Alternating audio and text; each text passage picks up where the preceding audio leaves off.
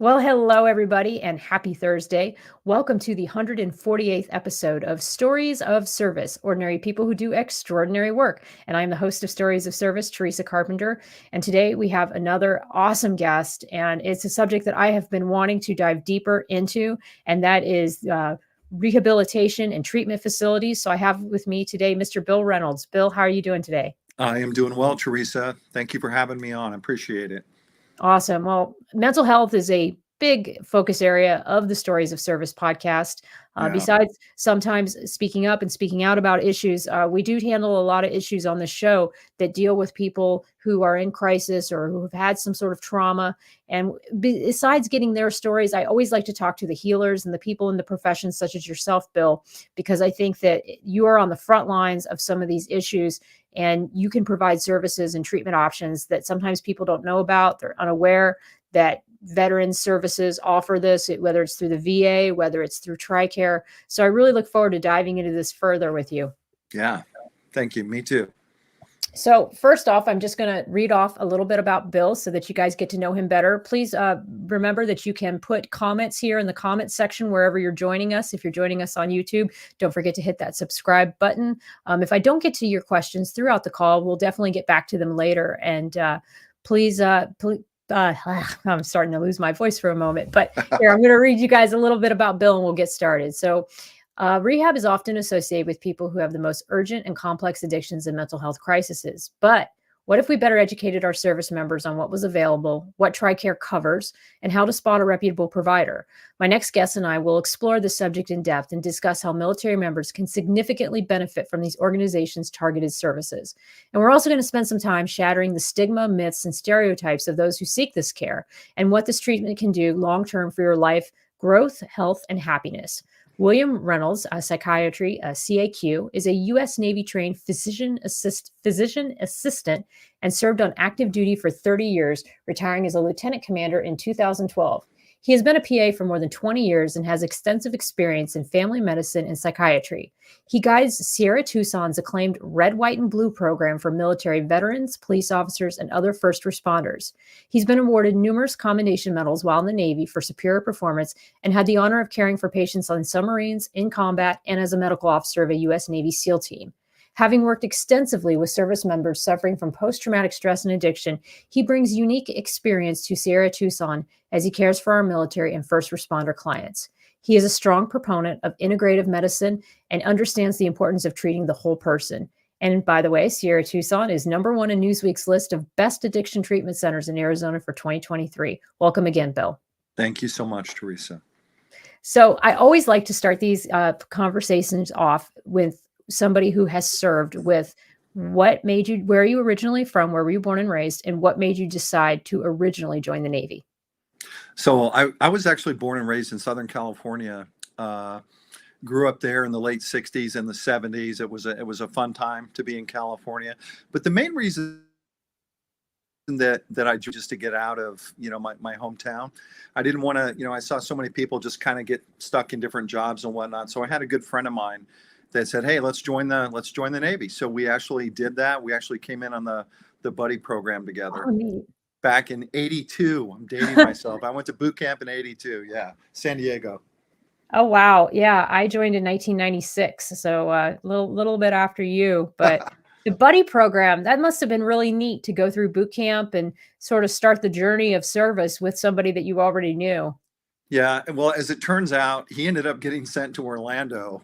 Oh, So long story, but yeah, no, it's always easier. Like when you go in with a friend, I don't know if they still have the buddy program or not, but it can definitely make that transition. Cause that's it's a scary thought to think about going in the military for most people. It's just a big change.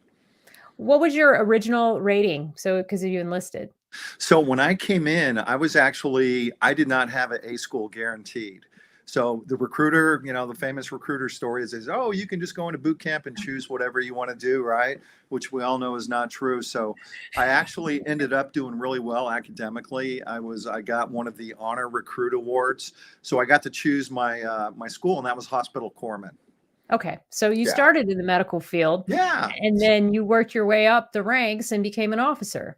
I did. Yeah. I was initially, I was a psych tech. I worked on a psychiatric technician. I worked on a couple of naval hospitals, and I did a tour with the Marines. But then I went into submarines. I was a submarine independent duty corpsman and did 2 subs, and I got picked up for PA school while I was on my second boat, the USS Cheyenne. Okay. Yeah, Okay. so that was cool. I got to go to school for 2 years, and then, I joked that I got demoted to ensign because I was a chief at the time, but ended up retiring as a lieutenant commander. So very, very fortunate. Wow. So this everything you're doing now, you're in that second stage of life and going in another direction. Did you know when you retired as a lieutenant commander that you were going to seek something that was still in the medical field? Was that always the goal for you? Yeah, I did. But, when I was in the Navy, so as a PA, most of the PAs do family medicine or, primary care.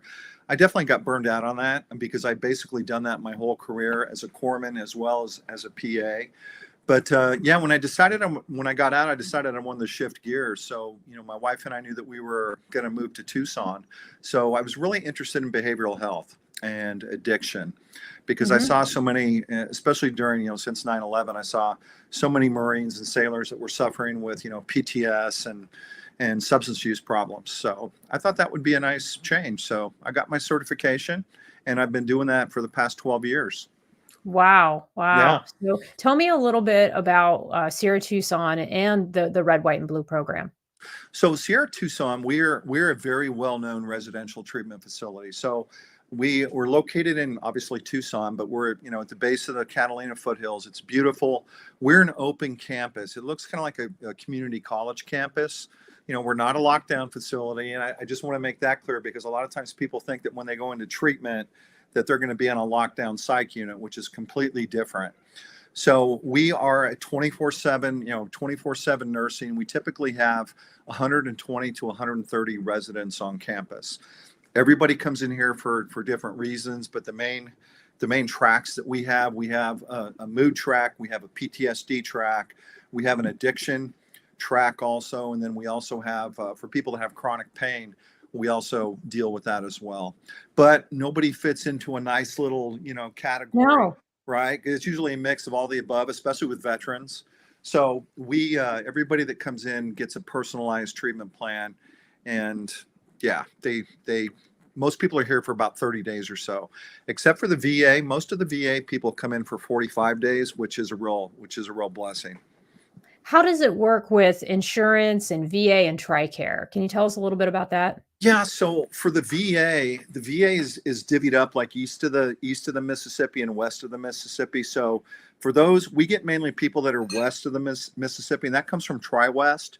So the VAs, they typically like to hold on to stuff in-house as best they can, like if they happen to have a rehab at their particular location. But if they cannot meet the needs of the veteran, they're very good about sending referrals out.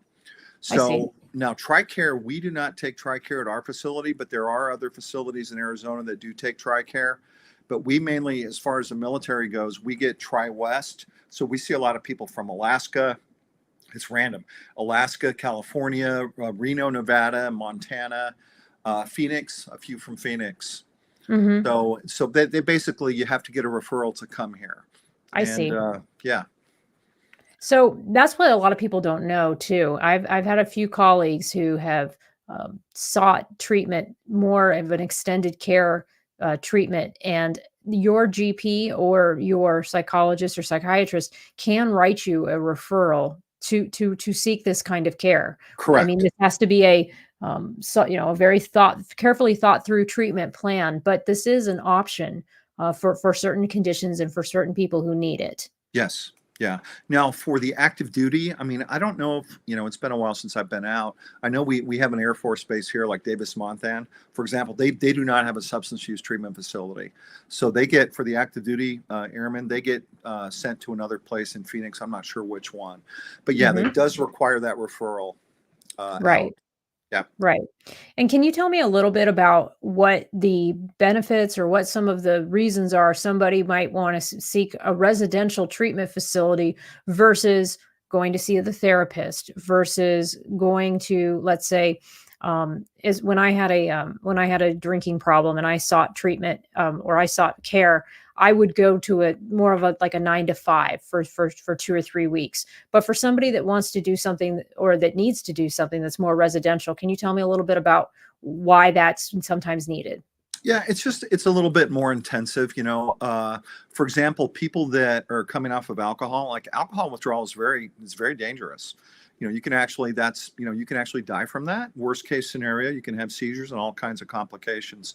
So to just, to have somebody for a real chunk of time where they perhaps have more intensive histories of trauma, or they need time, or they need medical monitoring, that's the biggest reason. I mean, the gift of time where we can have 30 to 45 days for somebody is wonderful. You just get a lot more done. And also for people that have histories of trauma, it can be difficult to explore that trauma in an outpatient setting. So like if you have a therapist and you start doing, for example, like EMDR therapy or somatic experiencing, you can, quote, open them up and they can become very, very dysregulated and basically not functional. So it's nice to have people where we have skilled teams of people. We can go nice and easy, engage, how far we should go, how deep we should go. Right. And they And also have the benefit of being around other people that are experiencing and uh, going through some of these same experiences. that is huge now, especially within the red, white, and blue program. A lot of these people, most people that come into treatment aren't exactly in the middle of what I call their tribe, right? A lot of people, before they come into treatment, they're isolating. They feel very alone. They feel like they're the only ones. So to come into Sierra Tucson and then the red, white, and blue program, which is kind of a subsection, so to speak, I give them a cool tactical backpack. They get some gear, and it's just very, very fraternal. Men and women, everybody is welcomed in, and it's not just veterans, it's also first responders. There's that stigma with police officers too, seeking help, or fear that they're going to lose their job, or they're going to lose their badge or their gun. So but you're right, the community is a huge part, Teresa, of, regardless veteran or not, of being able to come into treatment. I agree. I think that having that community and building that tribe is so important. And even through, I mean, just community in general, even through LinkedIn, what I've found with the transitioning community and the veteran community and things that I have found by Hmm. starting this podcast have been incredible. I mean, here I am all the way overseas in London, but I'm still able to have these kinds of conversations with Yeah. you. And this coming September, I'm going to be going to the Military Influencer Conference, and I'll be able to see hopefully some of these people that I've only interacted Oh, with virtually for all these years since I've had the nice. show. So, and that's what's so important, is finding those people that see you and that Yeah. honor what it is you bring to the table. It's so important. It's so affirming. And I'm sure that once people realize that they don't have to do things alone and they don't have to isolate, it's just a whole nother world It opens. is. No, it totally is. And one of the things that we do with the gear issue is, have you ever read the book Tribe by Mm. Sebastian Junger? No. So Sebastian Junger, I don't know if you know this, he actually became well known for writing The Perfect Storm. You probably saw that old movie with Mark Wahlberg about the Coast Guard rescue. Yes. But Yes. anyways, he's spent a lot of time as an embedded war correspondent over the years. And he's got a nice little thin book. It's an easy read. It's called Mm. Tribe. And it's kind of an interesting anthropological history of tribes and how, like, we all need each other. We all regulate each other emotionally. We're not designed as human beings to isolate. So Mhm. one of the questions I ask people as they're getting ready to leave is like, what did you like best about being in treatment? Like, were there a couple of things, or try to narrow it down? And the answer I get almost universally is community. Yeah. It's That just doesn't it's surprise that me. community. It's like, hey, I've been there, brother. Welcome to the tribe. So check out that book if you get a chance, Teresa. I really think that I would recommend that to your audience also. It's really good and I'll link to it educational. in the description. That sounds like an incredible book and one that I think Yeah. would resonate real well, not only with me, but with my audience as well. I Hmm. I think that there are just so many options out there and so many resources that we provide for the military. For as much as I criticize and sometimes like to call out some of the things about the DoD, I can tell you 10, Hmm. 15, 20, 30, 40, 50 things that we do right. And I do believe that providing mental health resources is one of the things that we do really well. I've benefited myself from having EMDR since I've been out here in London, and I was Oh, able to good. get it through TriCare S.O.S and through private care. I was Okay. able to get it. Right I had on. it weekly for about 4 months, and it was very intensive. But it definitely let me go of a lot of childhood trauma that I'd been hanging Hmm. on to for years, and really grieve for it and move Right. forward. So Well, you know what? It was always interesting to me, for example, like, I was in Iraq with a surgical team back in 2004. Hard to believe it's that long ago. But I was always interested in like my surgical company, looking back over the years, like some people developed PTS, some people didn't. And I was always intrigued by like, why is that? Because we all had basically the same experience. But one thing I've learned is that a lot of people, even if they don't have, military trauma, they do have what we call developmental trauma. And developmental trauma can also be complex trauma, where it is like repeated traumatic events, from a trusted caregiver, right? Like childhood abuse, physical abuse, sexual abuse, whatever. So when you have those, when you start developing that trauma at a very, very young age, and it is trauma, by the way, you don't have to, be in a war zone to have trauma. It's sort of like getting chinks in the armor, and it can make you more susceptible to developing trauma, for example, and being in Iraq. mhm. So, and interestingly enough, a lot of people join the military to get away from really traumatic, crappy situations, Right. in their home life. So here they are coming into the military already traumatized, and Exactly. then they're put into a combat scenario, which can be horrifying. So, yeah.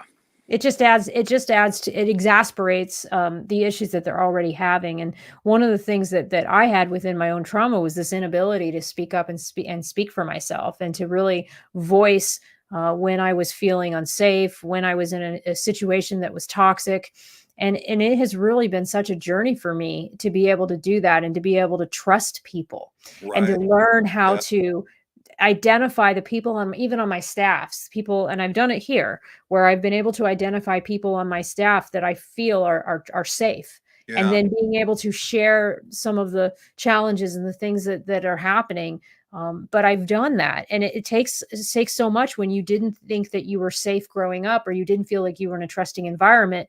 And the thing is that I think that there's a lot of people out there who do not think that what they experienced was trauma, Right. because they think if Exactly. they weren't molested, or if they weren't in Right. combat, they go to the extremes, and they say, Hmm. well, I wasn't as bad as so and so, so I don't really have that much trauma. I hear that all the time. People, I've even had veterans come in here and they say, well, I don't want to be taking up a bed space because, this guy has it so much worse.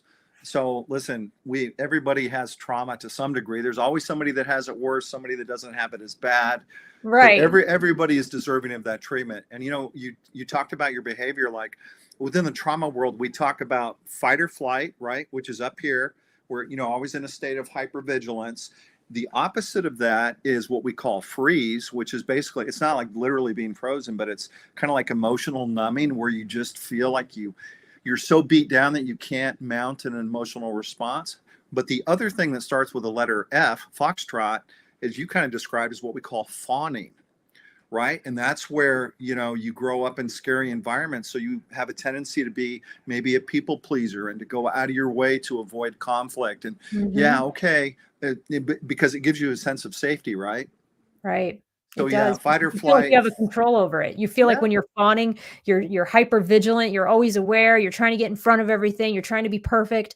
And all that does is just it catches up to you over time, because you realize that um it's you've got to figure out safe people to trust. And Yeah. sometimes you're going to get screwed over. Sometimes those people will turn out not to be safe, but it doesn't mean that you stop trying, and it doesn't mean that you stop growing. It just Yeah. means you take those things and you learn from them, and you keep moving forward. And I found too that most people want to do the right thing. Most Yep. people want to be good people deep down inside, but we're all just flawed characters trying to figure out a way to get Yes. by.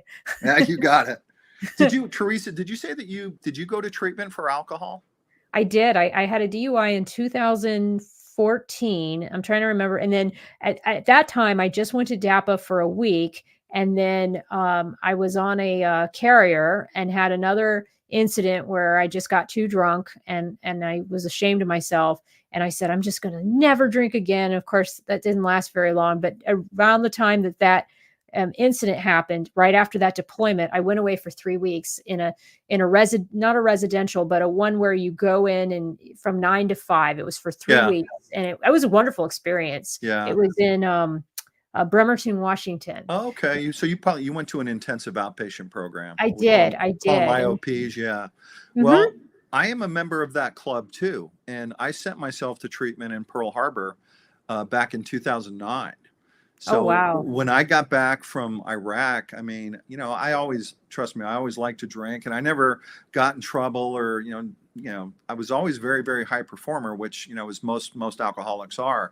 Although I don't like that word alcoholic. It sounds so nasty, doesn't it? I always say, you know what I always say? I say it's like a compulsion with drinking, or I'll say things Yeah. like I'll say things like I just don't trust myself with alcohol. I mean, now I don't drink at all, but that's Yeah. very recent. Me neither. Because of course another incident happened even out here where I just couldn't, I drank too much. Right. And alcohol is a sneaky little drug, because Sure you can is. have years and years of just controlling it and it being fine and having a good time with it. And then the next thing you know, it just takes that one night where Yep. you take too much in, and it's like, oh my God, this is something I can't control. Yeah. Plus it's bad for your health. I mean, I Yep. don't even want to go into like all the things it does to your body. I watched a viral video that's been out on YouTube that I would highly recommend. It's from, I can't remember the gentleman's name, but he goes into all, it's like got, billions of views, but it's got all the different ways in which it destroys your body. And after I Mhm. saw that, I'm not judging people who do it, because again, I've done it off and on most of my life, but I just can't see it the same way anymore. But yeah, that's interesting that you've had those same experiences and gone to treatment. Well, it gives me also, life, just accepting that I can't drink. I mean, you think of it as like an allergy, right? The big book of Alcoholics Anonymous talks about, once I truly accepted that, it was like, okay, because I initially thought, okay, if I'm not going to drink, I might as well get a rocking chair and take up crocheting because my life was going to be boring.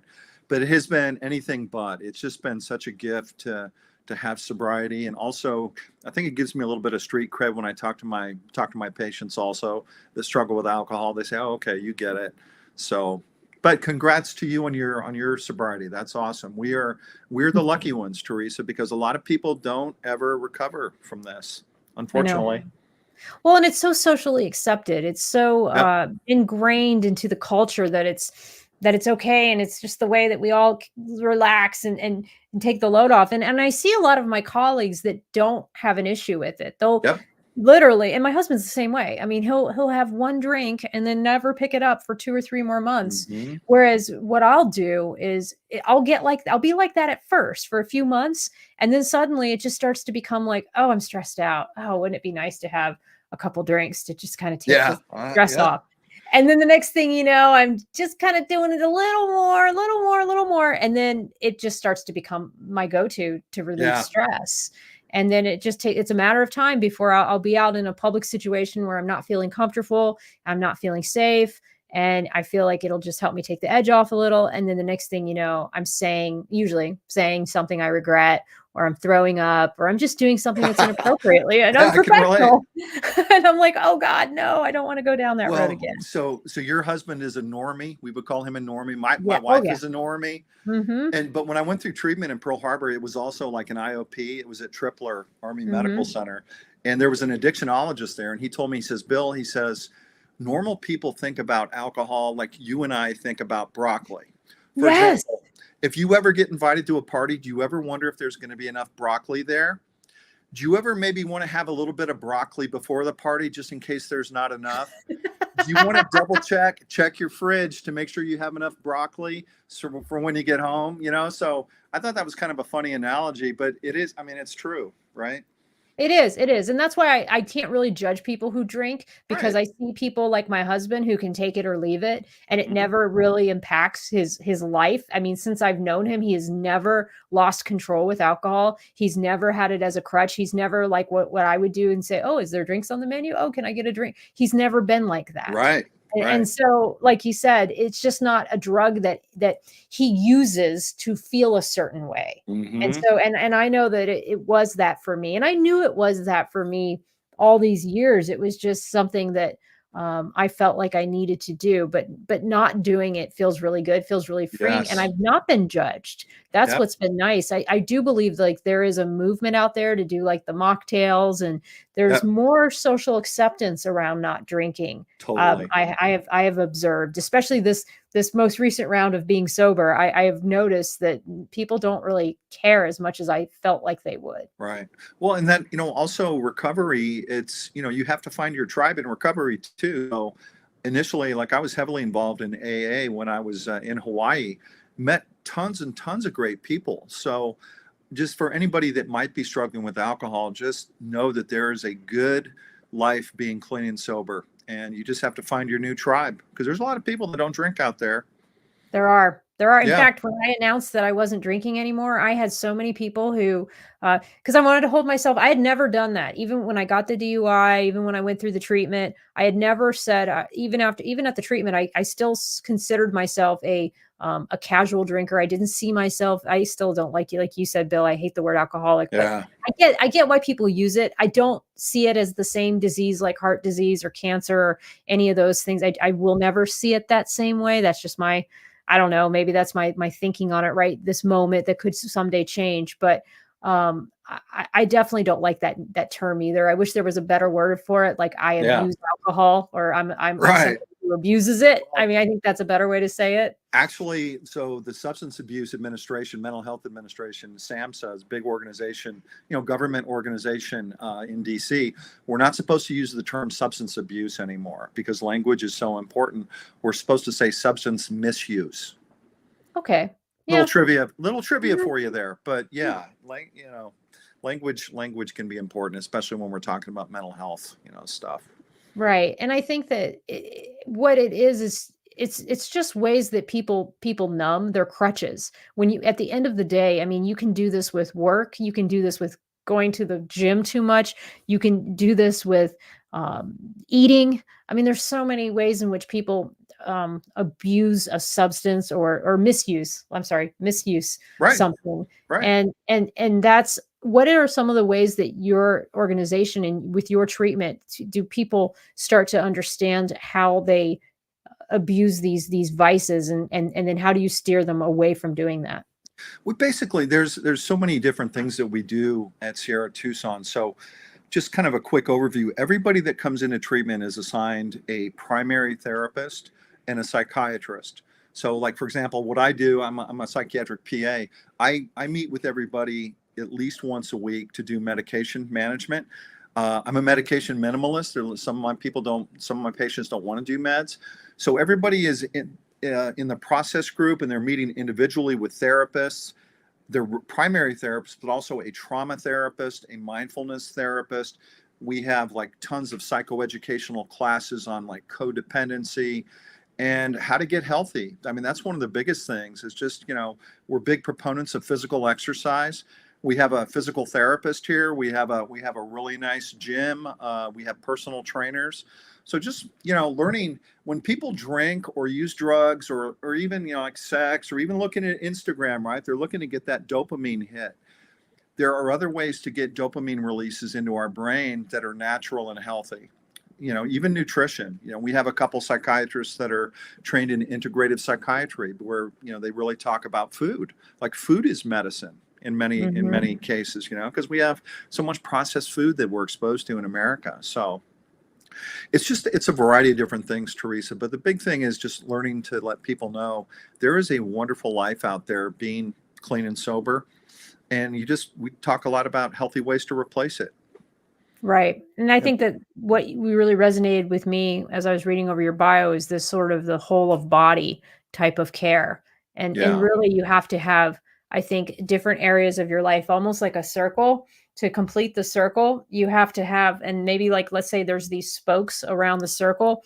And I always look at it like there are different pots that have to be somewhat full and balanced with one Hmm. another in order for you to live holistically in a way Hmm. that's balanced and is peaceful. And those things are having a healthy support system, taking care of your body through regular exercise, trying, like you said, putting nutritious food and not processed food within your body, Right. having sort of a faith or a higher, or maybe seeing a higher purpose in what your work is, whether your work That's huge. But having meaning. everybody has to find their why, right? Mhm. That's a key thing. What I do is I have an old school prescription pad and I scribble out on it to all my patients. I write out, find your why. and people kind of look at me funny at first, but by the time they leave, I think they understand that a little bit better. For example, the spiritual that you just mentioned is a huge piece that's missing in people's lives. But yeah, we all have to have a reason to get out of bed in the morning, right? We have to find our own purpose in life. Right. It was one of the reasons, Bill, why it was so important to me as I was thinking about the next chapter for my own life that I started this podcast, was because Oh, I saw that at some point I wasn't going to, I'm a commander, I'm an O5, and I believe I'm in zone for O6 this year, but I'm leaning towards moving back. Well, I am moving back to Mississippi, and I'm going to be the PAO for the Navy Seabees, but I think this is my last job. And if this is going to be my last job, I knew like I wanted to build something that would live on after the military. And so for yeah, me, the show has really provided that. And I say to people all the time, I'm feeling just as fulfilled with this work with the show that I do in my day-to-day job. And in fact, there are days that sometimes the podcast is more fulfilling than some of the routine of the job, even though I love right. the job and the job gives me satisfaction in other ways. We have a wonderful team, but I've been able to build something here that really gives me joy and Yeah, hopefully provides a service. And I think that that's really important that people have that part of the wheel, that wheel of each one of those pieces filled with something. And it's hard every day to know that you're going to be doing something to try to move towards each one of those pieces. And having a creative outlet. I believe that everyone yeah, is creative. yeah, There's yeah. no such thing as a person. I hate when people say to me, "Oh, I'm not creative." I don't think of those. Right. Everyone has something that they can be creative on or have an idea about or build or make. And I think that's Hmm. also what gives life joy is that idea that you can create something, whether it be with me with a video or I'm writing a chapter right now for a book. Things like that I think give us joy, and we have to make room in our lives to do those things. When I've seen so many people over the years when they get out of the Navy, unfortunately, a lot of people will just like, if they're drinkers, the drinking gets worse. They'll end Mhm. up at the local VFW telling lies, to other people. I did not want to be one of those people because, yeah, and even if they didn't drink, there's a lot of people that are so tied up in their identity with the military that they literally do not like, they don't know what to do. And the statistics have shown that without a purpose, a reason to keep going, I mean, the chances of, early death is actually, it's not that far off. Yeah. I mean, because people just kind of, some people, not everybody, but some have a tendency to wither away because they just feel like the Navy has been their whole life, or whatever branch, and they can't take the uniform off. Mhm. So I'm Absolutely. glad that you're doing that. This is a wonderful thing. Well, and the other piece was that I don't have children. So it isn't as though I'm gonna go visit my kids in some country, some place and hang out with my grandchildren. That isn't Right. gonna happen for me and my husband. Yeah. I mean, we have a dog, so I guess I'm a dog mom, Well, but that's your baby. it is, and she definitely gives us motivation, and she's so prized. She's riding the Queen Mary actually on the way home, so Oh, she's getting good nice. care on an ocean liner cruise to go back to the States. But yeah, I mean, I think that it's so important that people have that. And I've definitely been a person who didn't have that. I didn't seek the care that I needed during certain stages of my military career. And I'd watch as all the friends and everyone around me had family and they had the support system, but I didn't know how to make safe friends because I Hmm. didn't know what safe friends looked like. So I was Hmm. always drawn to people who had a lot of drama, and that would of course rub off on me, and I'd be in these very unhealthy dynamics with people. And Yeah. it is hard when you're in those things to see that. So I'm curious from your perspective, because I'm sure you see a lot of that in your groups and when people are complaining about their family life or their friend circle or whatever. Can you sort of sense that these people are in those head spaces, and how do you help get them out of them? Well, one of the biggest things that we see, so you've been in therapy, you're familiar with the term codependency, right? Mhm. Oh, So absolutely. codependency is like such a universal thing, fairly universal. Let me put it that way. But the best definition I ever heard of codependency is chronic neglect of self, because you're always putting everybody else in front of you, right? Mhm. You may be fawning to somebody. And people get in a rut where they just forget about self-care. And when I first started working in mental health, I thought that was kind of a, namby-pamby, ooh, self-care, but it really is important. It is. And one of the things that, that people learn here, by the time people leave, they have a black belt in setting boundaries, right? So Yes. setting Yeah. those boundaries is so important, where you learn how to say no. There's actually an entire book called The Power of No. Of, no is a complete sentence, right? Because we get in these habits of saying yes to things we don't want to do, or just making obligations for things that really have no interest for us, because innately we want to be pleasers, right? We want to be liked. Yeah. We want to be part of the So, tribe. And yeah.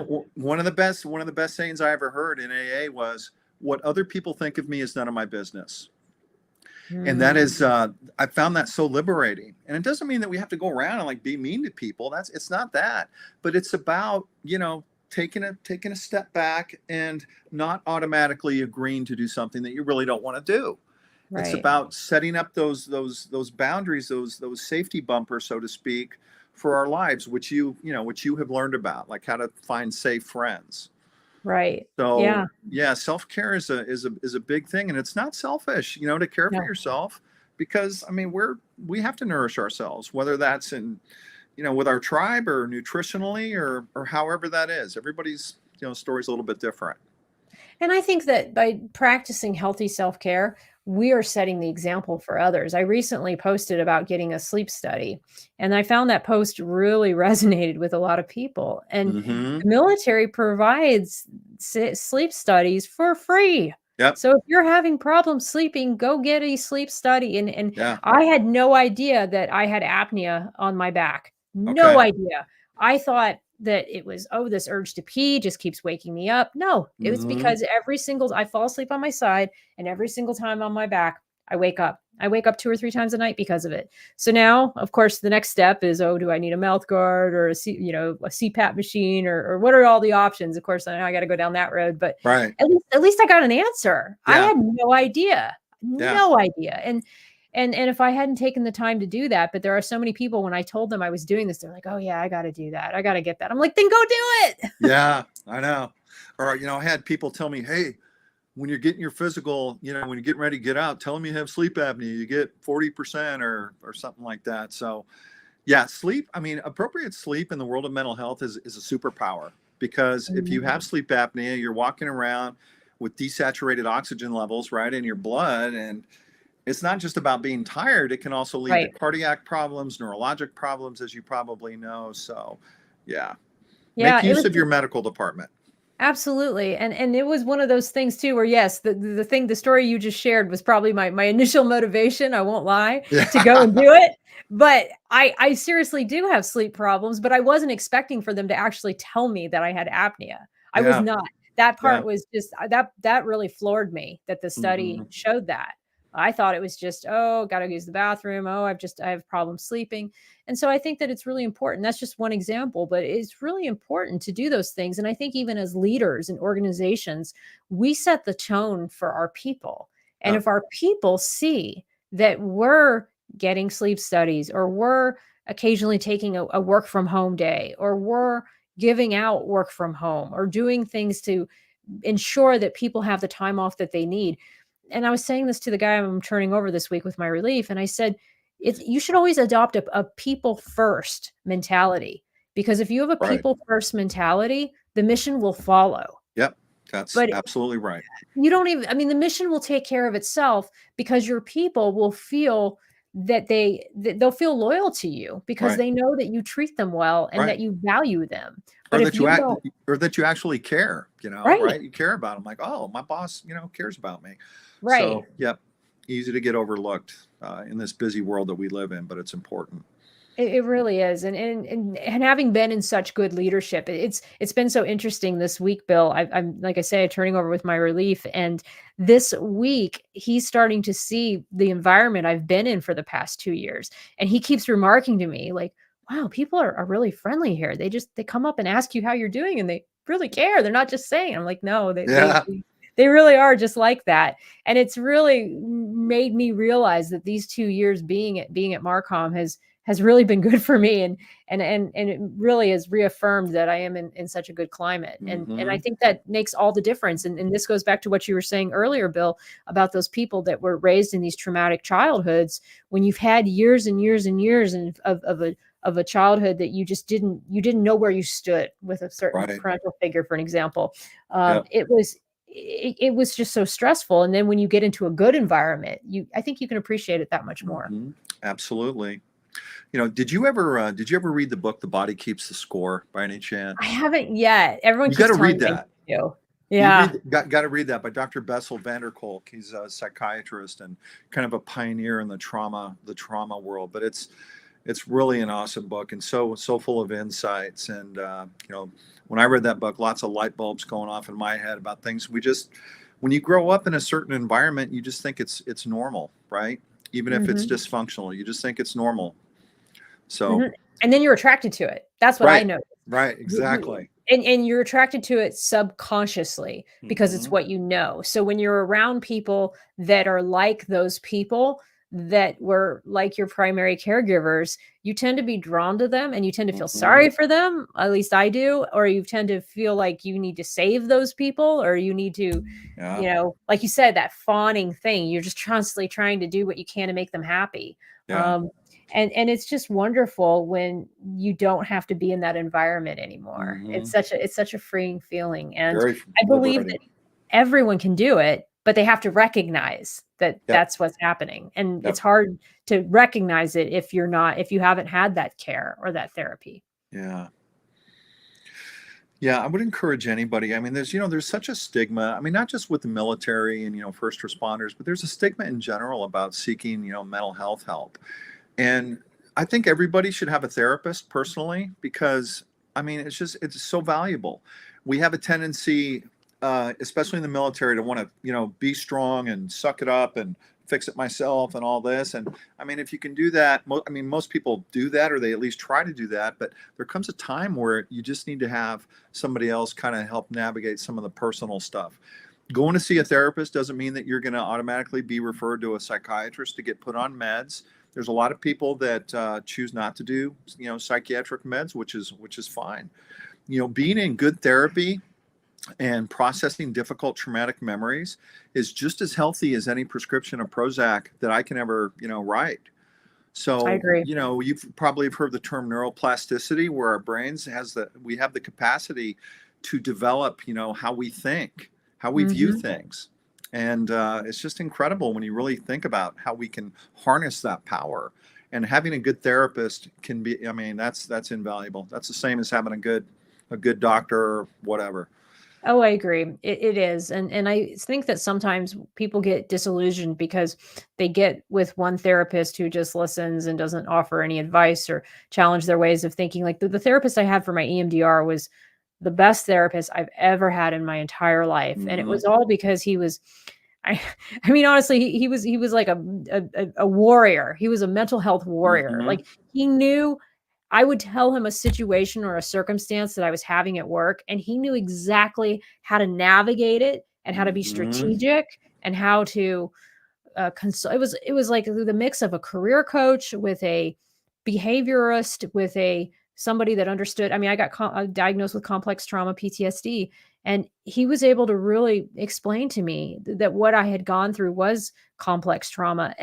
Up until this point, I think there was still that part of me, and then there still sometimes is even today that questions, was I really just a rebellious kid that wanted to fight back and fight and fight and fight? Or was there really a dynamic, an unhealthy dynamic that was going on between me and my mother that Yeah. was really damaging and really did set me up to repeat some of Hmm. these later relationships that I was having struggles with and that I was really just playing out with different friends or different coworkers or other things. Yeah. But it helped me break the cycle because then I saw clearly as plain as day that I was replaying these patterns over and over again. That's what was so amazing about it. Well, you're fortunate to have a good therapist like that. A lot of times I have found that people they get themselves stuck in relationships with therapists where they keep going to see the same therapist, even though that they know in their heart that it's not helping, but they're afraid to break off the relationship because they think they're going to hurt the therapist's feelings. Trust me, Wow. therapists therapists are used to that. So if you do not have somebody who's really challenging you in therapy, I would highly encourage you to find somebody. There's so many wonderful therapists out there, and it's not going to hurt your therapist feeling to break up with them. And that's what a That therapist should do. Like my right? therapist, he was wonderful because even as we first started to get together, he didn't just automatically recommend EMDR. I knew I was going to see him for EMDR because that's what my psychiatrist had told me I was going to do. But it took like a good 2 months of us just doing talk therapy and exploratory work for me to Mhm. finally go to him and say, "Oh, aren't we here to do EMDR?" Because he could tell like I had to be in control of everything and it all had to be my decision. And Yeah, so we had this dynamic where even though I respected him and I definitely saw him as being in charge, I wanted to have a voice and I wanted to feel empowered throughout the process. And so yeah. it was a really, really good. And then there was this cutoff point where after we had done all the EMDR and I had kind of talked everything through and I was kind of like, okay, I see it for what it was, I may, I don't, there's nothing I can do about it. Yeah. I've got to move on. I've just got to move forward and I've grieved for what I've been able to grieve for.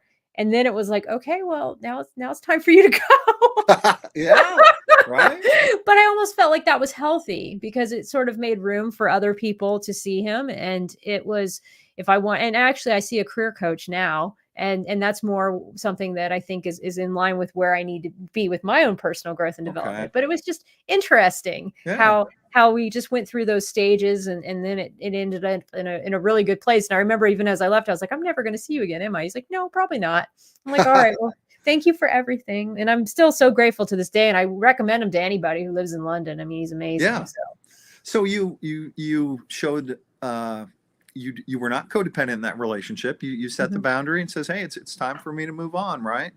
Yeah. And you took Well, care of he brought yourself. it up and then he said, well, you give it some thought for a week and then come back to me and let me know if you think it's okay that we stop. And I go, okay. And I was a little sad, but I was like, I knew I was ready. And he knew I was ready too, because it got to a point where there wasn't anything else I wanted to discuss. And we were just kind of shooting the shit at, Yeah. at the therapy session. Like it wasn't really therapy anymore because I wasn't having the issue that I had originally come to him about with the coworker because I'd worked through it. I'd worked through it. I'd Mhm. build the boundary that I needed to build with this person. And then we had gone deeper with what the original scar was in the wound. And then there was just kind of like, I was just going there to bullshit with him. And that was Yeah. when we both kind of knew like, okay, this isn't therapy anymore. This is just shooting the shit. So, The key word you said is work, because a good therapist is going to challenge you, and it is work. I've had so many of my patients tell me that it's the perception of their family members that they're here at Sierra Tucson just, laying out at the pool and chilling. right. It is physically, I mean, this going through therapy, you can feel like you ran a marathon or that you lifted weights, because Mhm. if you are doing the work, it can take a physical toll in a good way. Yeah, But I mean, that, I'd leave that night just crying, just bawling, crying, and it would hmm make me even emotional the next day. Like the next day I can remember one day I'm sitting across from a colleague of mine and I remember and I decided that he was a safe person to talk to about other things that were going on with work. And I remember saying to him, gosh, it's so hard for me not to just think everybody's like so and so. And I remember I just got really emotional. And it was because I was in that was a yeah. summer period and I was in that season where I was going through all that work. But hmm man, it paid off. It really, really paid off. So I'm grateful that there's providers that do EMDR, and I recommend it to. It was what worked for me. I mean, and I Yeah. actually this brings up. I know I'm going into another direction, and this is where my brain goes. But what is your thought about things like ayahuasca and some of the psychedelics? And there's such an emphasis on that. I feel like in the mental health world right now, and I've thought about it for myself once I'm out of the military. I don't know if I really need it right now or ever later, but a lot of people say they swear by it and they say it's done wonders for them. And I'm curious what your thoughts are. I've seen it. I feel kind of conflicted about it. Like with being in recovery, I think the Mhm. last thing that I would need to do is give myself an excuse to go use a hallucinogen. But I, Right. but I mean, I have had like patients say that they really enjoyed it. I mean, uh, I know that the VA is currently, they have done some really good studies like showing Uh-huh. the positive effects of like MDMA. And I think like in a controlled setting, it could be beneficial. Like, for example, we do ketamine here. We do IM ketamine treatments, and I've seen that be a complete game changer for people that have severe depression. But the unregulated, flying down to Mexico and doing stuff like that, I don't know. I would be hesitant. I'm not, judging anybody that chooses to Sure. do that. But for every positive story that I've heard, I've also heard stories where it didn't turn out too well, and especially with people that struggle with substance use. So, Hmm. I should not be recommending, people that are in recovery to go use Go uh, use a drug. yeah, Yeah. here, go down to Mexico and use a drug, and some dude's going to watch you in a hut or whatever. But Right. yeah, Yeah. but like in controlled environments, I mean, some of those, the MDMA and again the ketamine has proven to be very helpful.